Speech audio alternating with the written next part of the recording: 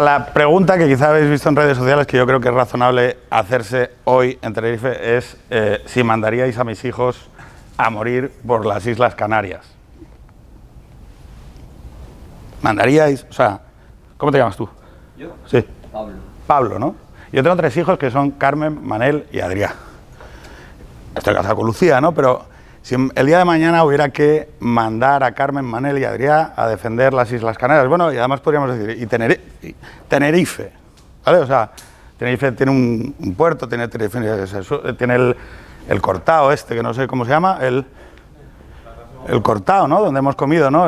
Ese restaurante azul, ¿no? Donde hemos comido, hay unas barcas de pescadores, ¿no? El Tajao.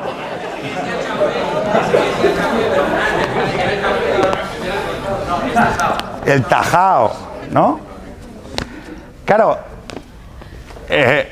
¿es tuyo el Tajao? No, ¿no? ¿Alguien sabe lo que es la polis? La polis, ¿no? ¿Sí? La ciudad, ¿no? ¿La ciudad? Sí, ¿no? La ciudad. Pero había edificios antes de la polis. ¿Mercado había? ¿Había comercio? ¿Había calles? Había... Sí, ¿no? Entonces no es la ciudad solo. Es algo que nace de la ciudad y que es algo más que la ciudad. ¿Qué es? Es un algo más.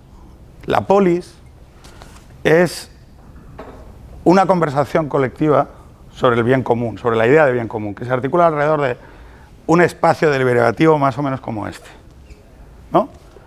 Las personas que formaban parte de la ciudad se juntaban, ¿no? Y conversaban sobre la idea de bien común. Y eso dominaba la ciudad, decía hacia dónde, determinaba hacia dónde se dirigía el propósito colectivo de la ciudad. Eso es la ciudad y algo más. Eso es la polis. Claro, es una manera de organizar las sociedades en las que participamos que no es característica de toda la humanidad. Si lo medimos en tensiones civilizatorias, así como muy grandes, ¿no? Diríamos, oye, ¿en China hay polis? No. Hay orden social. Alrededor del Tao, de la armonía, ¿no? El sol, el amanecer, ¿no? Pertenecer a la naturaleza y ser uno en armonía con la... Existe el colectivo y por lo tanto el orden social, pero la persona no. La persona es específica de la polis. Luego os explico por qué en la India, que sería la otra gran tensión civilizatoria, ¿no? Del desarrollo mundial, existe el desprendimiento, ¿no? La separación del río, de las emociones, del deseo, ¿no? Encontrar la paz, la armonía con el alejamiento de las pasiones, ¿no? Y en la polis, alguien podría decir que llegan 2 tíos muy, muy listos, ¿no? Que generan la condición de posibilidad de que pensemos y que avancemos y progresemos alrededor de una idea y que dialoguemos entre personas, ¿no? Claro, es un viaje de la leche. Claro, es un viaje de la leche de nociones. Nosotros somos animales simbólicos. Nosotros aprendemos porque una madre le cuenta a un hijo. El rito, ¿no? Los ancestros, el símbolo va trasladándose como ideas que viajan entre personas porque hay relatos compartidos que nos hacen aprender aquello incluso que no nos preguntamos. Por ejemplo, si el otro es una persona. Si el otro existe y es una persona, es una noción que va viajando desde la polis, donde de repente en el ágora hay personas que se reconocen, seres humanos que se reconocen, que no son los que están en el gimnasio teniendo sexo, ¿no? y dedicándose a la vida común, que se les da bien y hacen negocios, sino que tienen una proyección, tienen un mundo. Hay un mundo donde hay un Pedro más real que yo soy capaz, que colectivamente somos capaces de alcanzar. Hay un ser perfeccionado, que no soy yo, el mundano, y que me permite pensarme de manera mejor a lo que incluso soy, ¿no? Y eso en parte está también en la polis. La proyección de lo que debe ser yo, Pedro, pero también la ciudad. ¿Cómo debe ser la ciudad? Claro, eso se desarrolla entre personas en la polis. Luego se institucionaliza, quizá, estoy pintando a brochazos, seguramente si hay algún abogado en la sala, el de corbata. ¿Me he equivocado? No. No. La ley romana, la civitas, la ciudadanía. ¿Cómo se adquiría la ciudadanía? ¿No? La ciudadanía era la misma polis ampliada hacia la ley, Roma, los ciudadanos, la espada, ¿no? Si servías 20 años en el ejército romano y extendías la ciudadanía romana, las civitas y la ley romana, los caminos, la experiencia de igualdad, conquistar Europa, ¿no? Al paso festinalente de las tropas, ¿no? Europa, el norte del Mediterráneo y el sur del Mediterráneo. Porque ese es el espacio de la polis, ¿no? Y el espacio de Roma. Y luego el espacio también del cristianismo. El largo viaje entre Atenas, Roma, Jerusalén, ¿no? Donde llega un tío y dice, no, espera, es que la ciudadanía es un concepto extensivo, donde hay otro que existe, es persona, y como es persona, pues hay un tipo de violencia que no puedo ejercer sobre él. Y tiene derecho a hablar, y claro, si no tiene derecho a hablar, entonces tiene que formar parte de la comunidad. Y si tiene que formar parte de la comunidad, pues tendrá que votar en algún momento, ¿no? O sea, y entonces, claro, son nociones. Estas nociones no existen en otras partes del mundo, porque derivan de la noción de persona. Claro, durante muchos siglos, la polis ordenaba su noción de bien común pues alrededor de la religión, ¿no? El antiguo régimen, diríamos. Reyes, iglesia, luego ya la modernidad. No sé si sabéis más o menos, entonces vuelve el individuo, ¿no? Bueno, vuelve no, se hace presente el individuo, la modernidad contemporánea en la que vivimos, es una extensión en el continuo del tiempo desde esas nociones de polis, ciudadanía, que nos dan cosas como la democracia liberal, ¿no? Representativa, el sufragio universal, el Estado, la burocracia, ¿os suena? ¿No? Claro, también una noción extensiva de libertad, ¿no? Cosas que han pasado en los últimos años. ¿La Unión Europea? No lo sé. No lo sabemos también por una razón, porque quizá durante las últimas décadas la sociedad afortunadamente se ha pacificado, ¿no? La paz es un evidente beneficio, o sea, que nuestras vidas no se tengan que dedicar a un conflicto armado en el que determinar algo, ¿no? Es un beneficio indudable, no morir, ¿no? O sea, es una cosa maravillosa no morir. Y que no mueran tus hijos, todavía más, ¿no? Claro, con la democracia liberal representativa, con estas instituciones que afortunadamente nacen en el periodo más prolongado de paz que hemos vivido los seres humanos en este territorio a lo largo de la historia del mundo, sois hijos de una excepción. Podríamos entrar en muchos debates y ¿por qué me siento tan mal viviendo en una excepción? Pero, bueno, está vinculado a cosas de las que vamos a hablar. Claro, un mundo tan pacífico es un mundo en el que también hay elementos que es más difícil afirmar, ¿no? Que eleva lo racional a lo correcto, ¿no? Que eleva la condición de preclaridad de los intermediarios, por ejemplo. ¿Quiénes son los intermediarios hoy de la polis en esa conversación cualificada sobre qué debe ser la polis? Pues claro, en el antiguo régimen teníamos clerecías, clérigos, o sea, curas, gente ordenada, con tonsura o lo que fuera, y tal. Claro, hoy tenemos nuevas clerecías, periodistas, académicos, profesiones socioculturales, ¿no? Que hacen evolucionar la conversación sobre el deber ser de la polis, pero que a veces, yo lo noto como padre, contradicen mi experiencia con sus deber ser, ¿no? Dicen cosas, afirman cosas y digo, joder, es que mi experiencia como padre no es esa. Aquí hay algo que no, ¿no? Claro, yo también soy una nueva clerecía, o sea, de alguna manera yo también formo parte de la conversación, porque afortunadamente el derecho a formar parte, derecho, qué palabra más extraña, ¿no? La posibilidad que como personas en propiedad de la autonomía moral y de la capacidad para decir que no o actuar en el espacio público, la tenemos siempre. Pero claro, una causa, para eso hay que creer en una causa, o en algo que merezca la pena, con lo que merezca la pena contradecir a veces lo que se dice por mayoría social en el espacio público, ¿no? Algo por lo que merezca la pena sacrificarte, que es más o menos, ¿qué es lo sagrado, no? Me preguntaban el otro día en una conferencia, ¿qué es lo sagrado? Oye, pues si tú lo descifras, pero lo sagrado no, pues un determinado Dios, no, lo sagrado es aquello que merece devoción, que merece sacrificio. Esa es la dimensión de lo sagrado, aquello que merece, ¿no?, que pones en un altar, que puedes, aquello por lo que te puedes sacrificar, por lo que puedes, por ejemplo, asumir costes. Si una causa no tiene costes, no es una causa, es un hobby. Claro,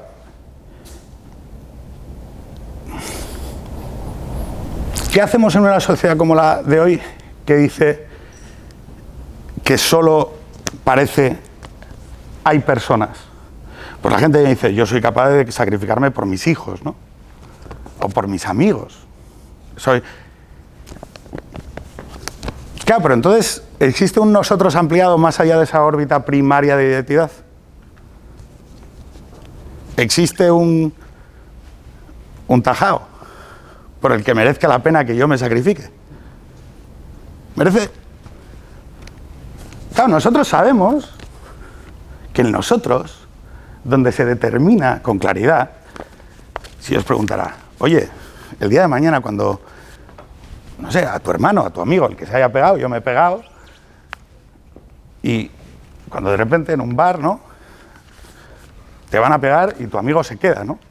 Y sabes que ahí hay un nosotros.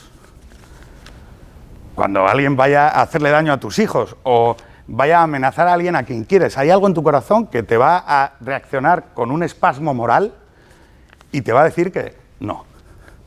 Y lo vas a parar, el conflicto, la confrontación te dice cosas sobre ti, sobre dónde está el límite del nosotros. Claro, pero hoy vivimos en estructuras complejas, ¿no?, donde hay élites contemporáneas y donde se nos dice que hay un conflicto en la frontera este de Europa. Igual hay que mandar a chavales de Vallecas, ¿no?, a defender esa frontera. Yo tenía una familia de ucranianos en mi casa, como refugiados. A Vika, explicándome con el móvil, pues el cruce donde vivía, tenía la casa de sus padres en Kiev, y claro, había caído un misil balístico y había roto todas las ventanas. Yo decía, oye, ¿cómo están? ¿Cómo está? Porque claro, los hombres por encima de 12 años no habían podido abandonar el territorio ucraniano y estaban allí. Y entonces, oye, ¿qué tal? No, mi padre está bien, mi abuelo, el niño se había podido escapar, estaban en nuestra casa, sin ventanas no está tan mal. Yo pensaba, joder, es un mundo donde no hay ventanas en los edificios, porque cae un misil y tampoco, o sea, y yo pensaba, hay 27 horas de coche hasta allí, ¿no? Darwin es un piloto de drones. Es un chaval que lleva desde que comenzó la guerra pilotando drones y apuntándolos en base. Claro, los drones no tienen mucha distancia para actuar, o sea, no está en su puta casa, no, está en una zona del frente pilotando drones para volar tanques, ¿no? Y él estaba en el tercer año de medicina. Y pensé, joder. O sea, es un pilotazo, o sea, lleva no sé cuántos ataques exitosos, ¿no? Y pensaba, joder. Hay nosotros, ¿no?, en España. O sea, tú un día vas a pilotar drones para defender algo en el Tajao. No lo sé. Claro, en un mundo donde no existe nada por lo que merezca la pena sacrificarse, es muy difícil abordar esa duda, ¿no? Tenemos unas élites contemporáneas que son una mierda. Sí, ¿no? ¿Tendría la legitimidad moral un político hoy para declarar la guerra? Subirse a un atril y decirte, vete a morir.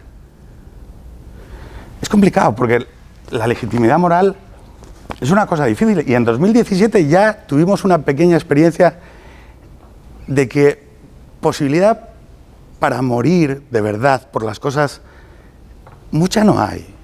Esto parece como una guerra de mentirijillas, ¿no? O sea, no hay fuerza para declarar una independencia porque la gente de verdad no cree en serio en nada. Y quizá es mejor. O sea, quizá creer de verdad en cosas con la suficiente fuerza como para matar a alguien no sea necesariamente bueno, ¿no? Pero es posible. O sea, ¿durante cuánto tiempo es posible que la polis no se afirme? No diga qué es con claridad, ¿no? ¿Y cómo contestarlo? Con la lógica. Vamos a coger a los catedráticos de ciencias políticas y le vamos a decir, a ver, dígame usted, ¿cuándo hay que declarar la guerra? Hágame un análisis sociológico, sáqueme lo que dice el CIS. No es una chorrada eso.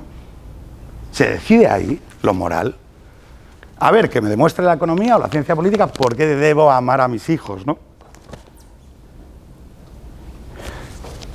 Claro, yo he descubierto, con la experiencia, que me parece un orden superior de acceso al conocimiento, muy por encima del teórico, que hay una manera de responder a las cuestiones morales. Y que, ojo, está en la mano de un pastor en 1800 en un valle del Jerte, que son los espasmos morales, las evidencias sentimentales y afectivas, aquello que es innegable en ti, que no puedes decirle que no. Cimbaro diría, la sustancia del héroe es la soledad, decir que no cuando los demás dicen que sí, o actuar cuando... Bueno, creo que hemos durante demasiado tiempo desoído esa voz. Y algo me resuena todavía en la cabeza sobre el peso moral de no escuchar esa voz y no hablar de manera acorde a esa voz. Y fue en el COVID. Y yo pensé, yo no puedo vivir en una sociedad que impide... No puedo vivir en un estado, alrededor de un estado que impide que yo pueda enterrar a mis abuelos. No existe, o sea, y es algo hipersólido en mí. No sé qué dice la ciencia política, ni la economía, ni nada, pero podría ir a la cárcel para enterrar a mi abuelo. Podría saltarme un control de la policía y que me persiguieran a tiros por enterrar a mi abuelo, a mi padre. Y desde esa melena de la niña pelirroja, creo que se pueden alcanzar certezas. Certezas sobre lo moral, sobre qué existe.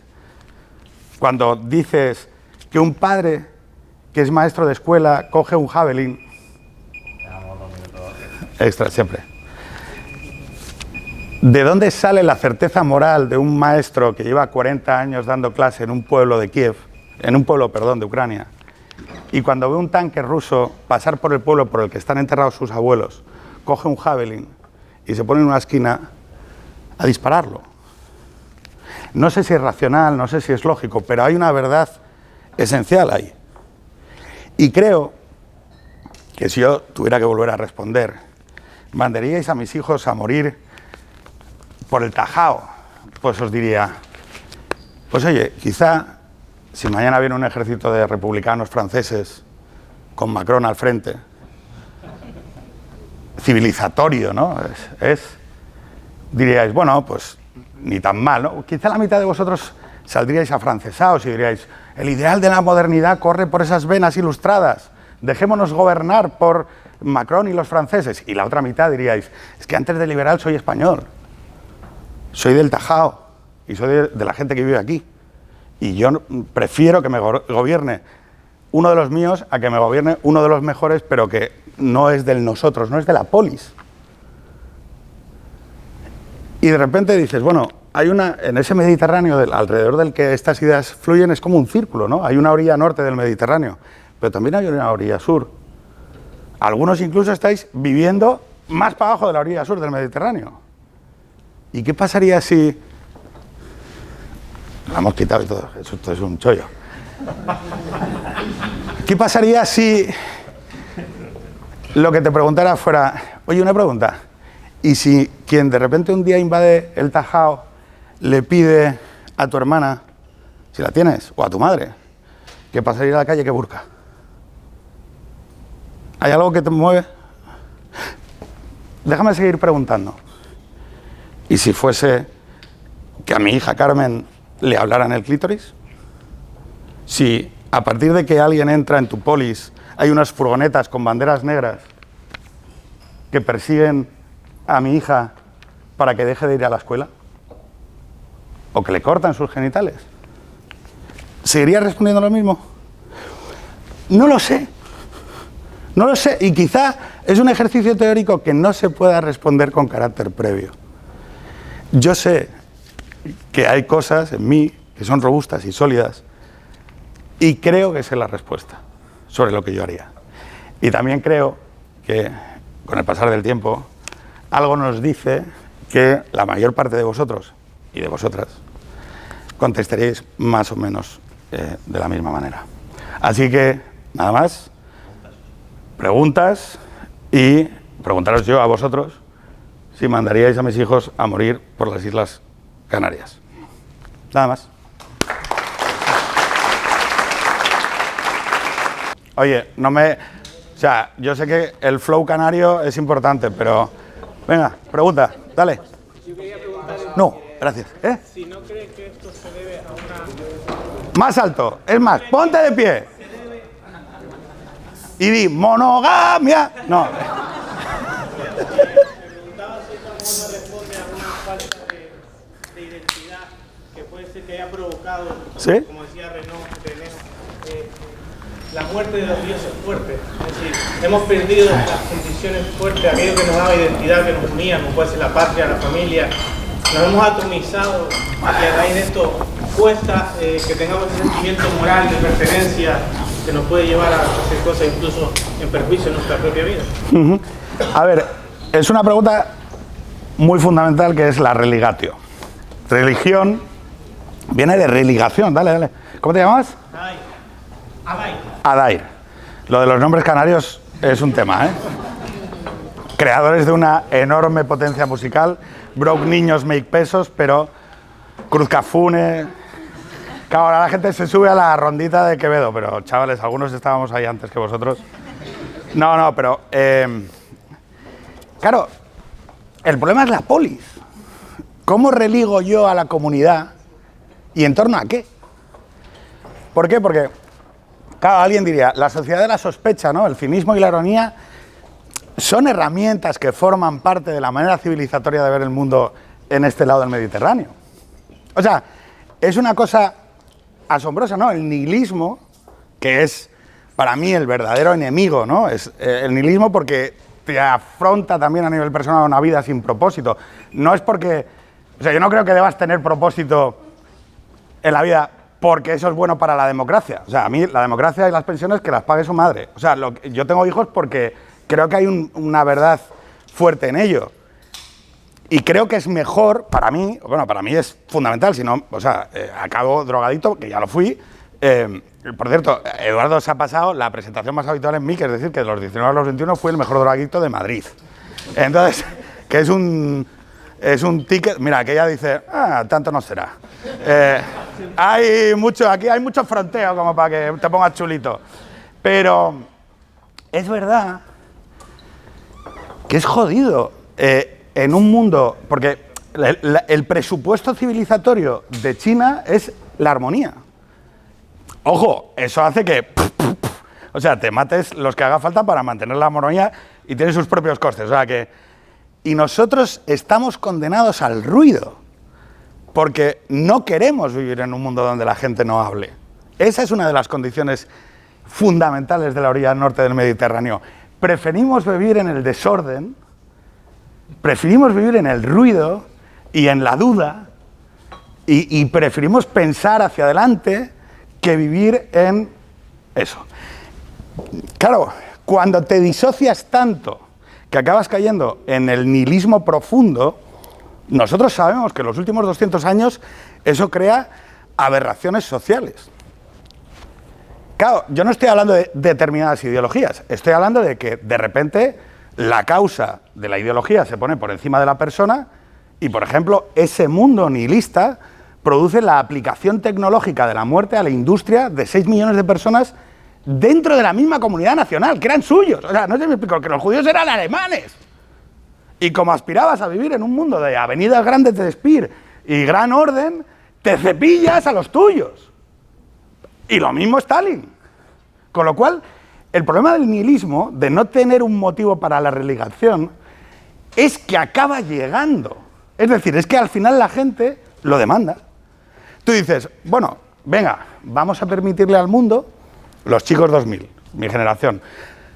Aquí muchos de vosotros sois más jóvenes que los chicos 2000 y claro, no entendéis lo que es la vida dulce. Libertad individual y bienestar económico, crecimiento al 8% del mundo. Habíamos derrotado a partir del 89 el bloque soviético. Te podías follar un hámster con que hubiera consentimiento. O sea, era una cosa bestial. Drogas, sexo, música electrónica, Jeff Mills, los planetas ya tirados, porque eran... Y era un mundo de libertad y autonomía bestial. Pero claro, el bienestar económico y demás. Eso en 2007, la gran recesión, lo para. Y vuelve a llegar el dolor. Y vuelve a llegar la parálisis de la movilidad social. Y vosotros sois vecinos de pared, los que sois hijos de la gran recesión, del mayor periodo de movilidad, bienestar, crecimiento y estabilidad de la historia del mundo. Y entonces vuestros padres os decían, yo a tu edad, hijo de puta. O sea, yo a tu edad, o sea, entrabas en el BBV, o sea, ¿de qué me estás hablando, hijo de puta? Y entonces, claro, hay un dolor porque sois todos periodistas, formados, habéis estudiado y tal, y mi padre era mecánico en la FASA de Valladolid, joder, y vivía con un sueldo, y nos dio de comer, y había vivienda. Y vosotros os roban la dignidad, y ¿a qué os tiráis como motos? A la ideología. Y entonces buscáis una respuesta al dolor contemporáneo en la ideología. Y la ideología que lo responda. Claro, en este caso, la última década está muy marcada por la respuesta de un determinado espectro de la ideología. Pero, ojo, en otro momento de la historia fue otro, ¿vale? Y afortunadamente no vamos a acabar en una guerra civil, ni vamos a acabar así. O sea, olvidémonos del drama, please. O sea, pero sí que el dolor es real.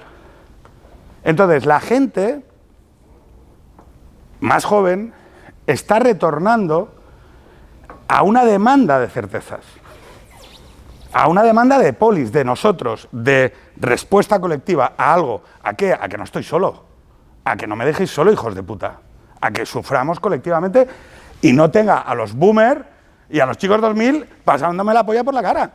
Que es que yo, con 26 años, entré en Caja Madrid a pedir, perdón por los tacos, es una manera de mantener la atención, y aquel señor está escandalizado. Entonces, sí. Claro, yo con 26 años entré en Caja Madrid y pedí, para un piso me dieron el 110 con una nómina. Y soy, a día de hoy, propietario de un apartamento en el centro de Oviedo, detrás de la catedral, con 2 plazas de garaje. ¡Ole! ¡Yo a tu edad! ¿Pero qué me estás contando, José Luis? Claro, entonces, ¿qué pasa? Que el dolor contemporáneo necesita expresarse. A vosotros, además, os damos otra herramienta autodestructiva, redes sociales. Claro, la muerte. Oiga, mire, el proceso político de la polis no está pensado, ya nos abandona uno. Hola, ¿te piras? No, voy al baño. Pero, ¿a mear o a cagar? No, me encanta porque ha contestado. Ha dicho, no, tranquilo. O sea, ¿qué? Una pregunta, somos lo que pensamos, ¿hasta qué punto lo que escuchamos nos está influyendo en las reacciones de las personas y la conformidad que están teniendo algunos chavales jóvenes con algunas situaciones? Como que no les llena nada o no les... Bueno, pero no me llena a mí tampoco. Y soy padre, tengo 3 hijos, un chalet, un apartamento en Oviedo y estoy incompleto y soy imperfecto. O sea, que yo este rollo de atribuirle a los jóvenes cosas que nosotros hemos sido me cuesta, ¿vale? O sea, los jóvenes están reaccionando con la absoluta normalidad de que además viven en un mundo con muchas menos certezas y mucha menos capacidad para proyectarse con fortaleza en el futuro.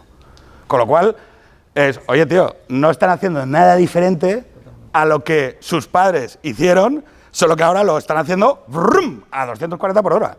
Entonces, a lo que voy es...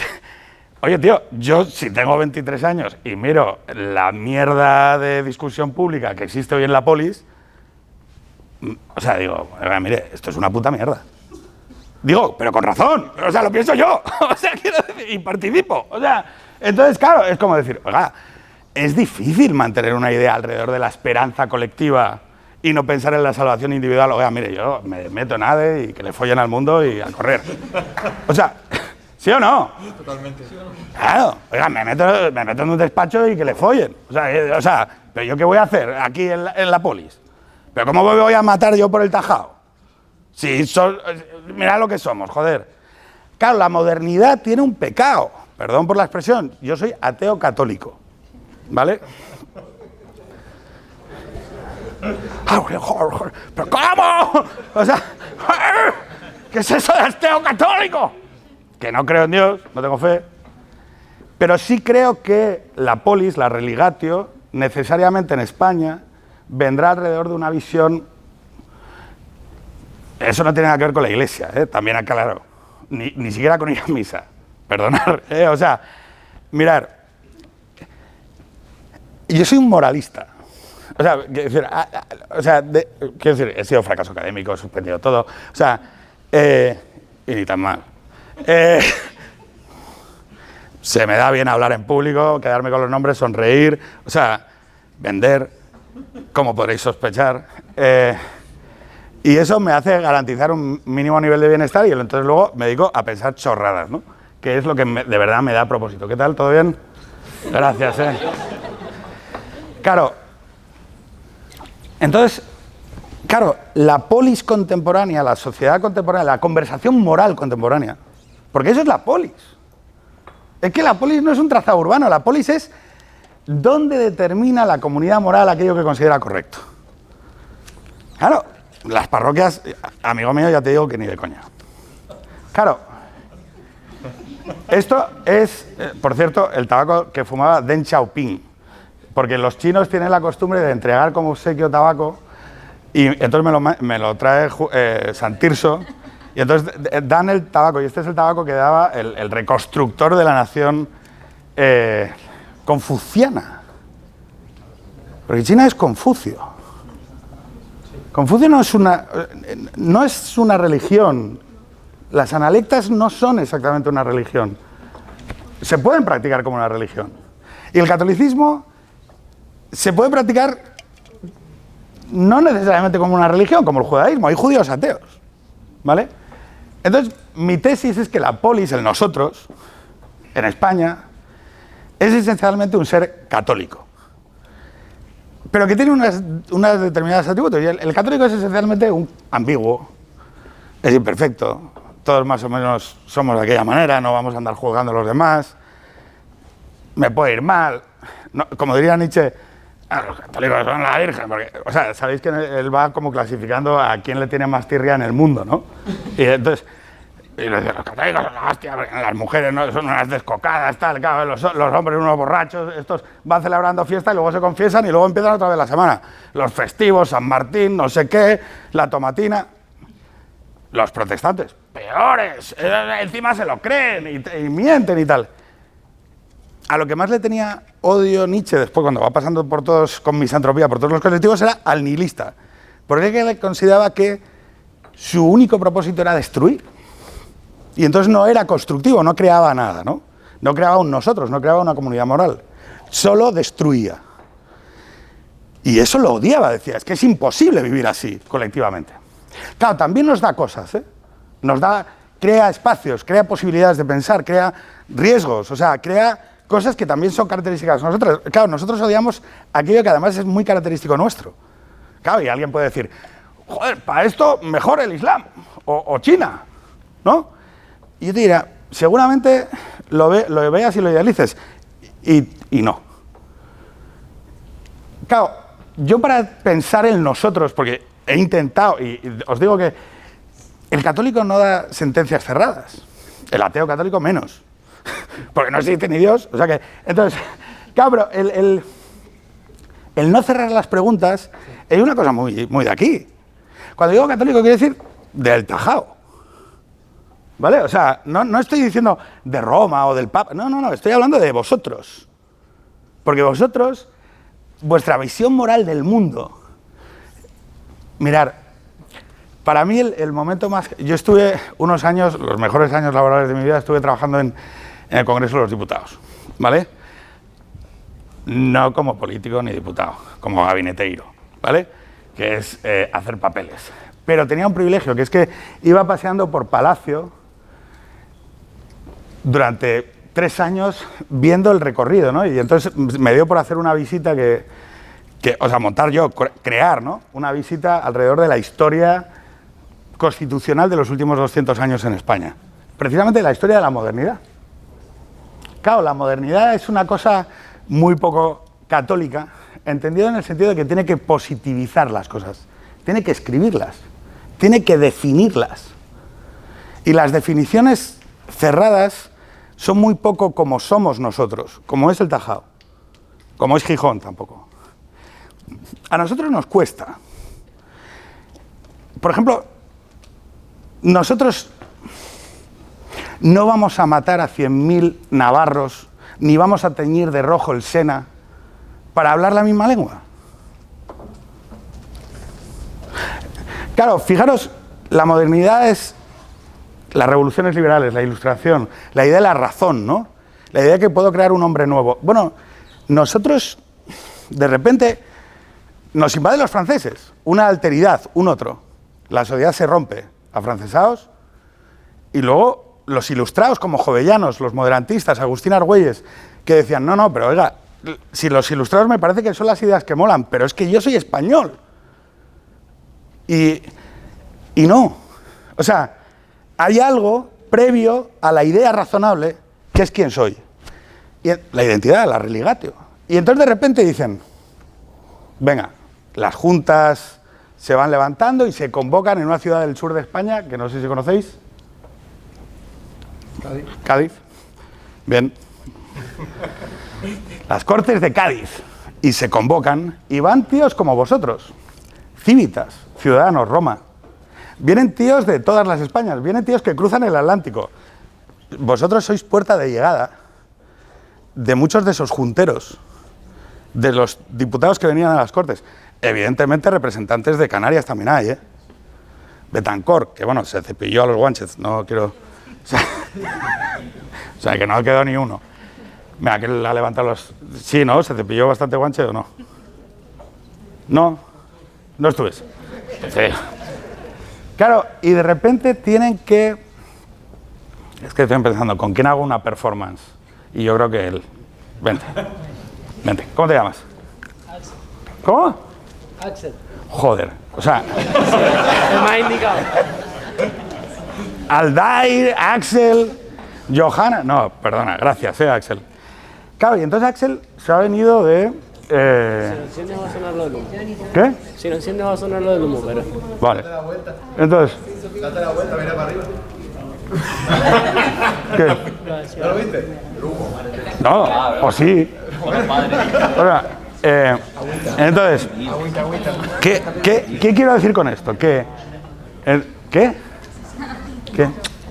Entonces, claro, ¿qué sucede? Axel se ha venido de Guatemala, de las Españas, ¿no? Y de repente llega a Cádiz. Y en Cádiz, por primera vez en la historia del nosotros que formamos, se va a discutir un texto constitucional. ¿Sabéis lo que es una constitución? ¿Sí? ¿Sí, no? ¿Qué es? Más o menos, ¿qué es? Están las leyes, donde se reunieron y hicieron como leyes. ¿Qué? ¿Pero para qué sirve una constitución? ¿Qué creéis? ¿Cuál es la función? ¿Cuál es la función? Un conjunto de normas por la que... Conjunto de normas, ¿no? Como estas. ¿No? ¿Sí? ¿Es esto? Pero ¿es un conjunto de normas una constitución? Derechos básicos, espera, derechos básicos, ¿qué es derechos básicos? Bueno, vamos a asumir que Axel viene y se ha cruzado el Atlántico para hablar de que vamos a prohibir el tabaco. Es un poco raro, ¿no? O sea, oigan, mire, no, decídanlo ustedes, manda una carta y ya... Es algo más, ¿no? Es definir el nosotros, quizá, ¿no? Es definir los contornos. ¿Quiénes estamos dentro y quiénes estamos fuera? Y tú dices, joder, ¿qué constitución? Coño, la constitución fija en nosotros. Bueno, en la modernidad le da contornos, lo termina. O sea, dice, y alrededor de la idea de ciudadanía, de la ilustración. Por eso los edificios democráticos se parecen a parlamentos atenienses, ¿no?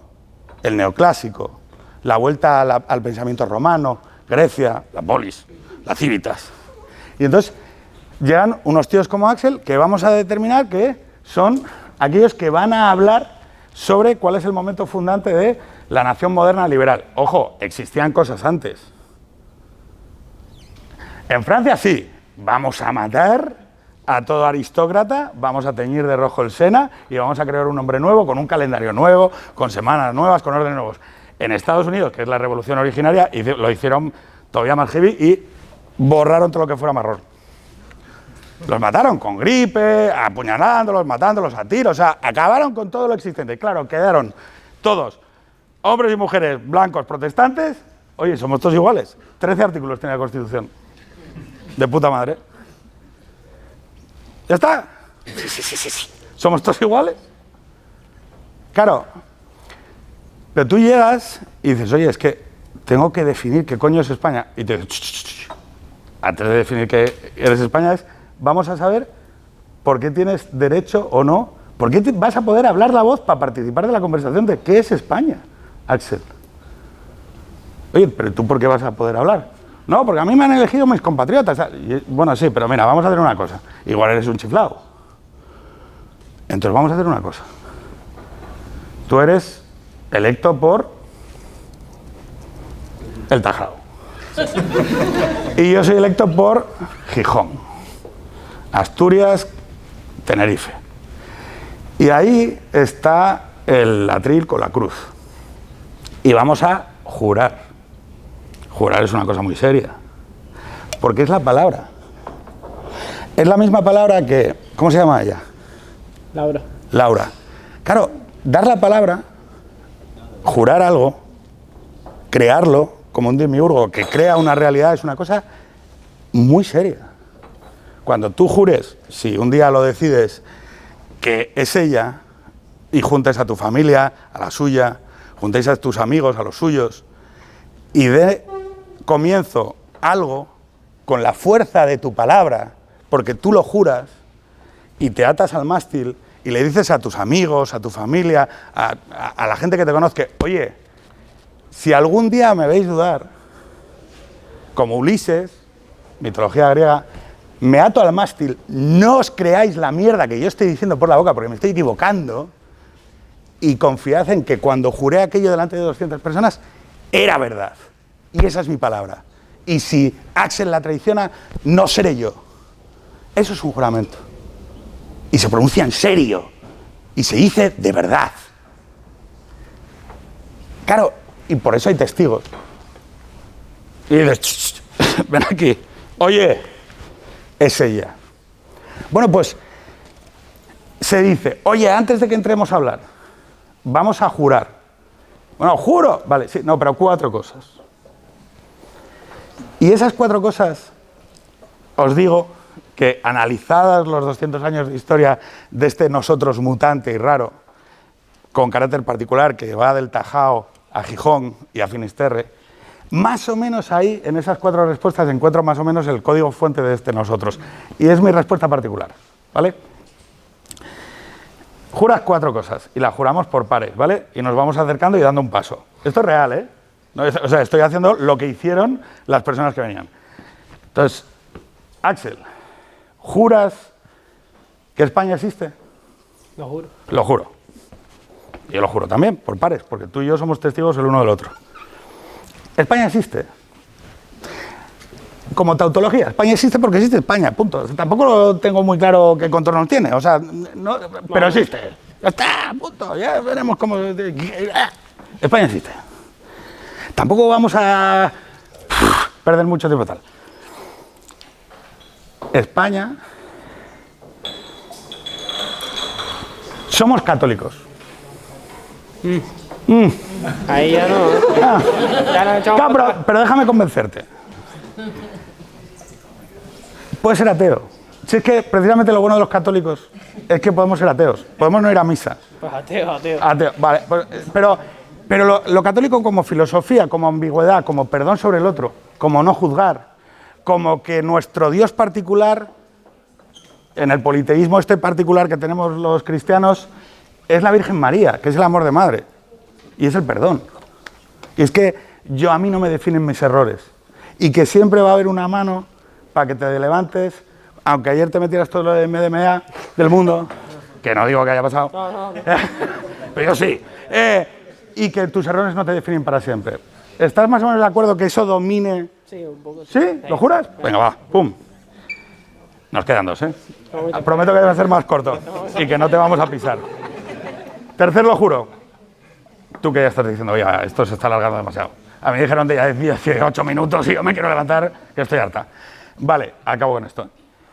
Tercer lo juro. Ahí están las piezas ahí, por cierto. Tercer lo juro. Oye, vamos a hacer una cosa. Aquí existía algo antes, ¿vale? Y a eso que existía antes, que es el pasado, que es lo que había antes, porque no vamos a crear un hombre nuevo, lo vamos a llamar rey. Y lo vamos a llamar monarquía liberal, ¿vale? Pero existía un rey, una tradición, una costumbre, una manera de hacer las cosas. Había gente que sabía hacer cosas y lo vamos a respetar y lo vamos a introducir. ¿Te parece bien? Sí. Pues lo juro, va. Primera monarquía liberal constitucional del mundo. Sí, señor. Sí, señor. La primera del mundo.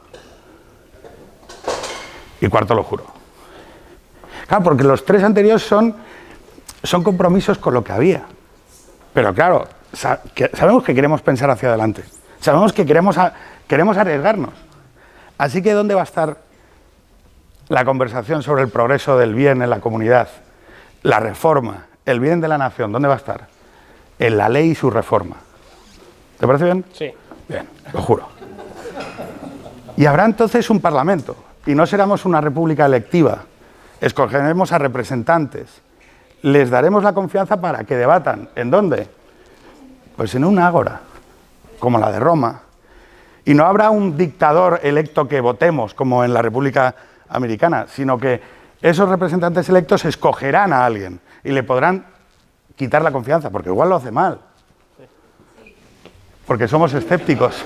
Porque somos escépticos y dudamos del poder. Y nos cuesta mucho que alguien nos engañe para declarar una guerra. Señores, esta segunda parte alargada, levantad vuestros culos. Muchísimas gracias. Un aplauso para Axel.